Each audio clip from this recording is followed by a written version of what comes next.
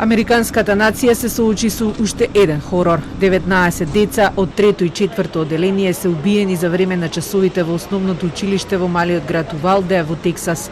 Ги убил 18-годишниот Салвадор Рамос, кој пукал со пиштол, со полуавтоматска пушка и чаури со голем капацитет. Животите се згаснати на двајца наставници. Но пред да го почне својот масакар, напаѓачот ја убил баба си, се качил во автомобилот, се удрил со друго возило и трчајќи влегол во училиштето каде почнал неконтролирано да пука. Полицијата брзо реагирала на повикот, но напаѓачот побегнал, а фатен е на патот кон границата и убиен во престрелка со полициските офицери. 13 деца и еден возрасен се однесени во болница со тешки повреди, 2 се во критична состојба. Родителите нервозно чекаа со часови да добијат информации за своите деца кои беа евакуирани од полицијата. Им се прави ДНК анализа за да се утврдат идентитетите. Keep asking questions of what's going on and nobody's telling me anything. Nobody's telling me anything.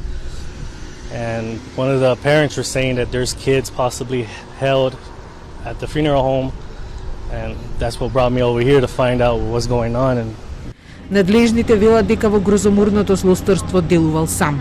Причините не се познати, но неговиот другар за медиумите изјавил дека напаѓачот во последно време се променил и се однесувал агресивно. Во емотивно обраќање до јавноста, председателот Бајден рече дека вакви убиства на деца не се случуваат толку често во светот, освен во Америка. Законот за контрола на оружје се уште е заглавен во Конгресот. Бајден бара пратениците да ја претворат оваа болка во акција. What struck me was these kinds of mass shootings rarely happen anywhere else in the world.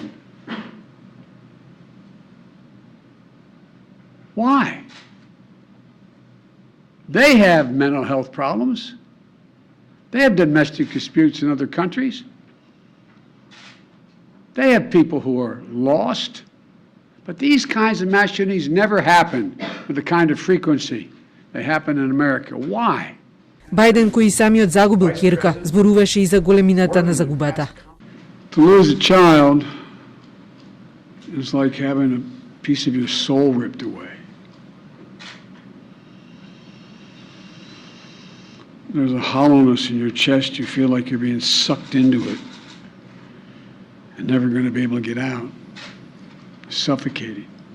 Вчерашниот масакар е најсмртоносен оружен напад врз училиште по нападот во основното училиште Сенди Хук во Конетикат во 2012-та, кога беа убиени 26 деца. Само годинава во Америка имало пукања во 27 училишта.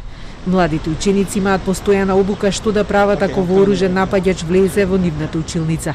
Политичарите го препознаваат овој проблем кој е речиси единствен за Америка, каде што оружјето ги надмина сообраќајните несреќи како водечка причина за смрт кај децата и тинеџерите. Но тоа е проблем што политиката по се изгледа е неспособна да го реши.